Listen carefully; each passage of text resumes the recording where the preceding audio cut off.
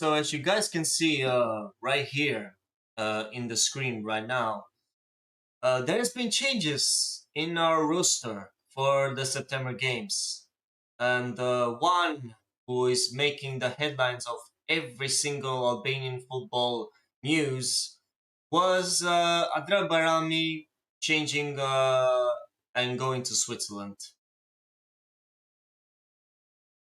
And of course, three new players joining our the national team's camp in Malaga, training for the friendly against Gibraltar, in which it's going to be in 2 days, and of course for the game against Latvia in our home in Tirana. And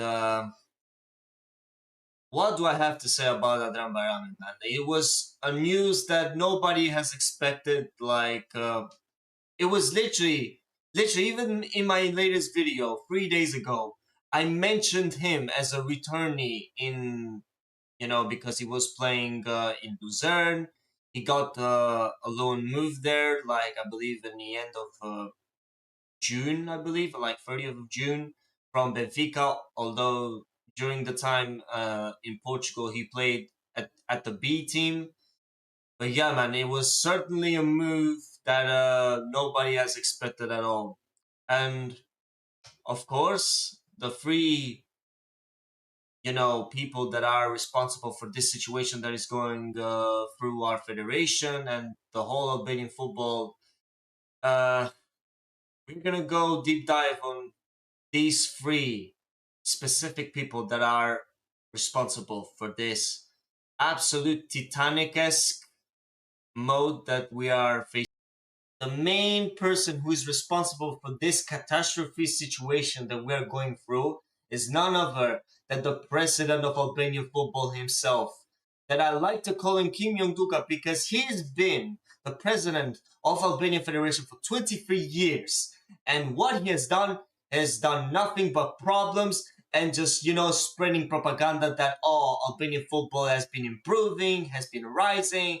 Well, in actuality, since Skanderbeu, we didn't had any single team reach closer than the playoffs of European competitions. Like recently, Dinamo City got eliminated in the playoffs of Conference League. And he's talking about that Albanian football is rising, where there's barely even, talents in Albanian teams. And he even literally approved the regulation that there's no limitation for foreign players solely because to make Albanian league quality better, just because to literally let the foreigners be unlimited, and for Albanian actual players and talent to not even have a space in the formations of Albanian teams. But when it comes to the national team, he has been nothing but a problem. Literally obsessed over money and literally simply not caring at all about the future of the team. And you have players like Gruda and Hasa, simply, they're not going to join Albania until this guy right here leaves the Albanian football. And the time and the day that this guy leaves Albanian football, it will be the day that Albanian football finally breathes a breath of fresh air. But yeah, he's the number one person for this Titanic-esque situation that we're going through right now. Two last people that are responsible for this situation going on with our national team are none other than our manager Sylvinho and the last person, the technical director Fulvio Pea. Before going with Sylvinho, I'm gonna go in cooking session mode on Fulvio Pea because this guy has been nothing but a ghost and has done nothing since he got appointed as the technical director of our national team for 2 years. This guy doesn't do his job and he needs to go ASAP. Bye. He needs to go, man. He hasn't done any new recruits. And the last recruit that we ever got from our national team, from other, national teams, are Enea Mihai, Nadim Bajrami, and so on. And there have been years. We're literally in the drought. We're literally in the drought, man. And that's why I even mentioned earlier when I was talking about why Kim Young Duka is the main responsible for this situation going on. Because with him in charge of Albanian football, players like Bruda, Hasa, and so on are not going to join us because they expect us to have a clear project for our national team. And if they see that this project is convincing, then they are going to come. But of course, not with our Kim Young Duka in charge of Albanian football. But yeah, Fulvapea simply has to pack it up and leave immediately. He can go to Italia, do whatever job. He can be the manager of a Serie C team, Serie D team. I don't care. He has to go ASAP. And now talking about our manager Sylvinho. Like Sylvinho, bro. You have picked Adrian Bajrami several times, and you couldn't even play him, not even for 1 minute at all. 1 minute, it's all it takes for him to be captivated completely, or more than 1 minute. Like seriously, Savina, that's on you. And I'm gonna put a tweet from a well-known page for Albanian football scout, in which he says it perfectly. Make sure to follow him as well. He does great work when it comes to Albanian football with Albanian talents, especially Albanian young players, and of course promoting them. The problem of Adrian Bajrami shows that Fashapa is doing a lot wrong, especially Sylvinho. Adrian Bajrami turned down a nomination from the Swiss under-20s for the Albanian under-21s around 3 years ago. This means that at this point he must have decided in favor of a project that appealed to him. Now 3 years later, he no longer believes in it. I'll tell you why. Since Euro 2024, Sylvinho has lost the team. Most people and the players no longer believe in him. You can see it in the team's performance. Nobody fights for him anymore, and most people can't understand his decisions. Like I even mentioned 3 days ago about the list, literally the same list, just like June. We continue on. It's not the one who deserves to play. They don't nominate who deserves it. That's poison for young players, especially those from the diaspora, where their adopted country is just waiting at the door. The Albanian Football Association has ignored its problems since the European Championship. The Euro under-17s in their own country, a footballing embarrassment, despite good players. That's facts. The Tifosi Kuchesi, they have lost their own fans. That is absolutely true. I even mentioned in my first video during the game against Serbia where even the police literally kicked fans from the stadiums. And of course, the situation with our 12th player in our stadiums is literally embarrassing. And that's why Kim Yong-duka is number one because of it. The Euro under 21 will be the next disaster, and that with Serbia. Despite all the money, investments, and the diaspora, they are taking the wrong path and are on the way to losing another generation. The FSF must wake up as soon as possible. The Federation are not gonna give any single damn, as always, as they always do. Like, of course, after when Bajrami changed from Albania to Switzerland, Sylvinho was like, in panic mode, and he decided to. And because of this panic mode, Sylvinho was forced to bring in 3 new players in the roster for the games against Gibraltar and Latvia in our home. Starting off, because of the Adrian Bajrami situation, uh, Maldini Kacurri becomes part of our national team. He previously played for our under 21s team.